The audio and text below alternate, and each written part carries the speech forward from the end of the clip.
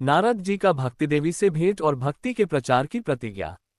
जय श्री हरि। आप सभी श्रद्धालुजनों का स्वागत है हमारे आध्यात्मिक यात्रा में, जहां आज हम एक अद्भुत कथा सुनने जा रहे हैं, नारद जी और भक्ति देवी की भेंट और किस प्रकार नारद मुनि ने भक्ति के प्रचार का संकल्प लिया।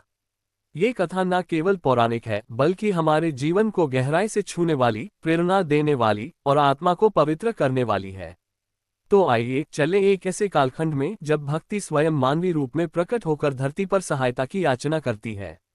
भाग 2। मुख्य कथा, नारद और भक्ति देवी की भेंट। एक समय और स्थिति का वर्णन। सत्ययुग की समाप्ति के पश्चात त्रेता और द्वापर बीत चुके थे। अब प्रारंभ हो चुका था कलियुग, अंधकार, अधर्म और मोह का युग। इस युग में भक्ति की शक्ति क्षीण होती जा रही थी।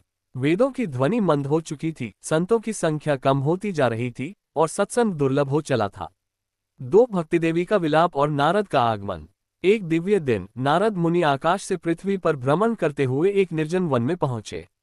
वहां उन्होंने करुणा से भरी एक स्त्री को देखा, आंखों में आंसू, शरीर दुर्बल, वस्त्र मैले, परंतु मुख पर अब भी भक्ति का तेज।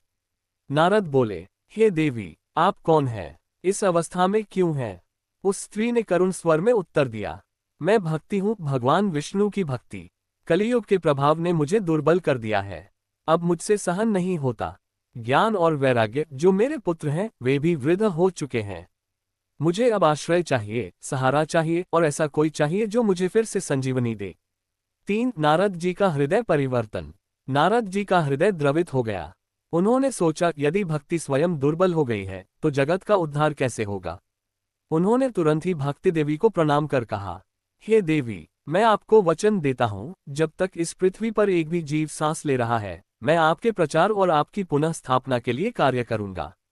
भाग 3। भक्ति का प्रचार, नारद की यात्रा। एक, पहले तीर्थस्थान पर यात्रा। नारद जी सबसे पहले कुरुक्षेत्र पहुंचे। वहां उन्होंने धर्मप्रेमी कुछ साधकों को इकट्ठा किया और भागवत कथा का आयोजन किया। जहां जहां कथा होती वहां भक्ति देवी थोड़ी थोड़ी स्वस्थ होती जाती। 2, ज्ञान और वैराग्य की युवा अवस्था। जहां भक्ति सशक्त होती वहीं ज्ञान और वैराग्य भी जागृत होते। धीरे धीरे उनके लक्षण प्रकट होने लगे। ज्ञान ने वेदों की व्याख्या की और वैराग्य ने सांसारिक मोह को त्यागने की प्रेरणा दी। 3, नारद जी की नई प्रतिज्ञा। कुछ वर्षों बाद नारद जी ने एक दिव्य संकल्प लिया, जहां तक मेरी वीणा की ध्वनि जाएगी वहां तक मैं भक्ति का प्रचार करूंगा। जब तक मेरी वाणी में शक्ति है, मैं भागवत, रामायण और उपनिषदों की कथाएं सुनाकर हृदयों को भक्ति में रमा दूंगा। भाग 4। समापन, भक्ति की पुनः स्थापना और संदेश।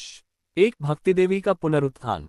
एक दिन भक्ति देवी स्वयं प्रकट हुई। अब वे दिव्य स्वरूप में थी, तेजस्वी, सशक्त और संतोषपूर्ण।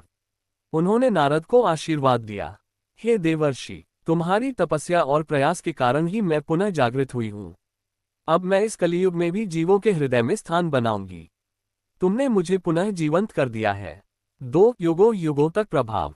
नारद जी ने अपने शिष्यों को ये ज्ञान दिया कि केवल पूजा से नहीं बल्कि श्रवण, कीर्तन, स्मरण, सेवा आदि नवधा भक्ति के मार्ग से ही मोक्ष संभव है। 3, अंतिम संदेश। नारद बोले, जिसने भी सच्चे हृदय से नारायण नाम का उच्चारण किया उसका उद्धार निश्चित है। भक्ति सुलभ है, सरल है और सीधा मार्ग है प्रभु तक पहुंचने का। कलियुग में भक्ति ही जीवन का सबसे सच्चा मार्ग है।